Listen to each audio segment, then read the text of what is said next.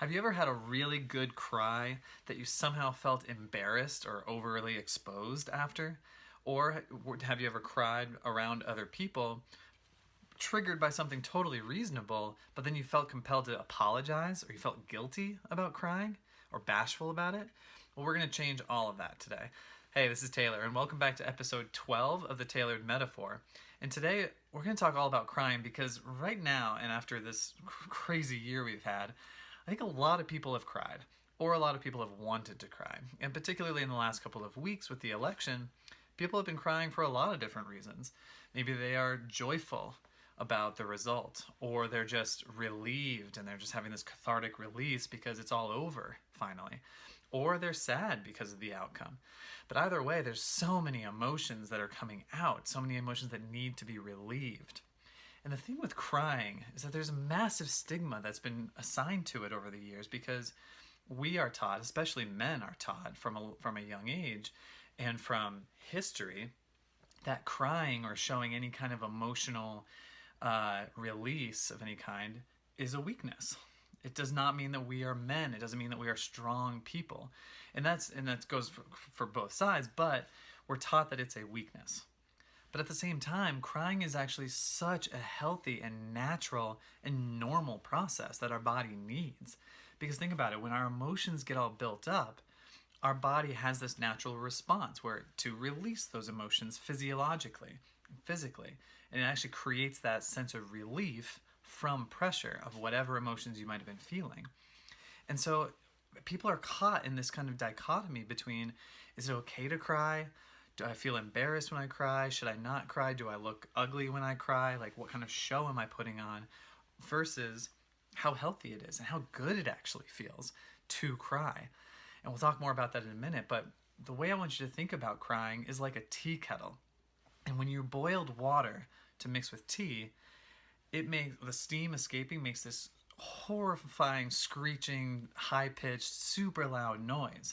But as soon as you start to pour the water into the tea, the noise goes away, and then the tea itself creates something that's really warm, it's cozy, it's relaxing, it's comforting, and most importantly, it's healthy.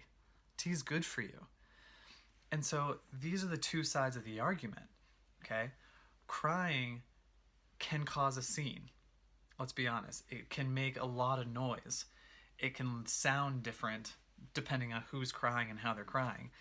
But the act of crying and the actual result of crying is really healthy, it's really comforting, it's really grounding, and it feels really good.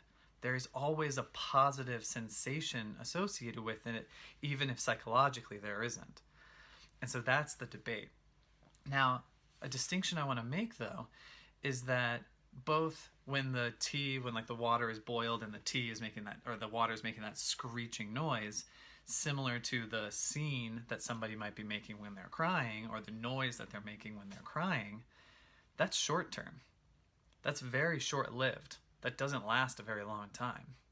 But what's long term is the healthy result. We'll talk more about benefits in a minute, but just thinking about the result of like, oh my gosh, you're releasing all this emotion that actually feels really good, that's going to have a longer term benefit for you in that situation. For instance, like, taking a very sad example, but think about at a funeral. People are going to be crying. They might be making a scene, might be making a lot of noise with the crying. A lot of people might be crying. So there might be a lot of crying happening. People need that. People at a funeral need to feel that sadness. They need to release that and feel that grief together, so that they no longer are carrying as much of it in their bodies for as long and feeling that pain and that sadness all the time. Now, even though I find that to be a very helpful distinction about short-term versus long-term benefits versus negatives, a lot of people still just don't like the idea of crying. They still are just focusing on the short-term negative, and they think, I just shouldn't cry at all. But let's talk about this. Like, picture the boiling water, for instance. If there was not a way for the steam to escape, the air pressure would continue to increase in the kettle. The kettle itself would start to get really, really, really hot. Eventually, the top might blow off because of the pressure, or the kettle itself, like the body of the kettle, might crack or break in some kind of way. Somehow the pressure is going to be relieved. But if you contain it that hard, it's going to come out in ways that are unexpected or potentially hurtful.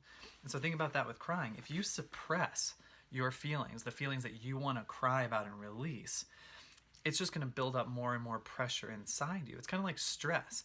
You're going to create a lot more tension in your body. Your body's going to create a lot more of a stress response. It's going to have an effect on your cardiovascular system, your circulatory system, definitely your breathing, definitely probably your ability to sleep well.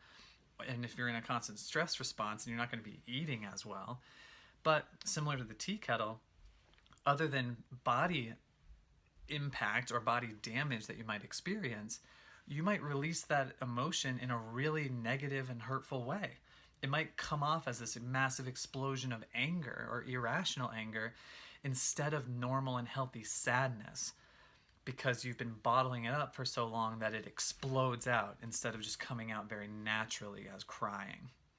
Now, on the flip side, if you are able to be comfortable crying and recognize, okay, here are my emotions, this is how I feel, and here come the tears, and you're comfortable actually showing that in front of other people, then what that shows is that, one, you're comfortable letting your body take care of itself. You recognize the health benefit of letting your body maintain its own balance and homeostasis. But not only that, but psychologically, you're showing that you are so much more comfortable being vulnerable.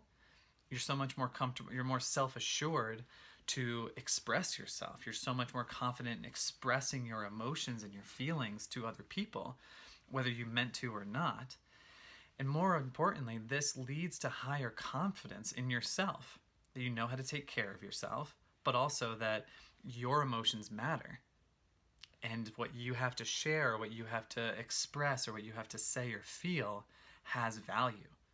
Not only that, but if you cry, there's nothing more role modeling than crying in front of other people and showing other people that you can be comfortable crying, because so many people aren't. And so if you can be confident in your ability to release that emotion or share that emotion and ugly cry or be vulnerable and be comfortable with that, other people are going to become more comfortable too, which is a huge impact that you can have on others, especially these days when everybody needs to cry. Heck, I cry at everything these days. I cry at movies. I cry at commercials on television. And I own that now. I can't be embarrassed about it because it just has to happen.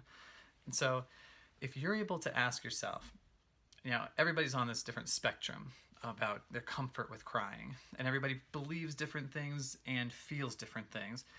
So I want you to ask yourself, how comfortable are you with crying?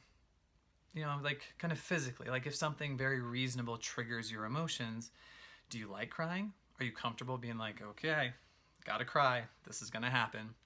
Or do you try to suppress it? Do you try to be like, no, I'm not gonna cry, I can't do it? Where on that comfort spectrum are you? Furthermore, the next question is, psychologically, what do you believe, like what beliefs do you have about crying? Do you believe that it's a weakness? Do you believe that you look ugly when you cry, ugly crying? Or do you believe that it's healthy in some way and you want to become more comfortable with it? What's your psychology with it? What's the story you've been telling yourself?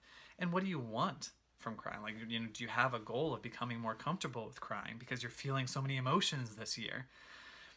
If you're able to answer those basic questions without making a drastic change, without trying to be comfortable crying in public right now, just answering these basic questions draws awareness to your own emotional vulnerability, draws awareness to your comfort being vulnerable.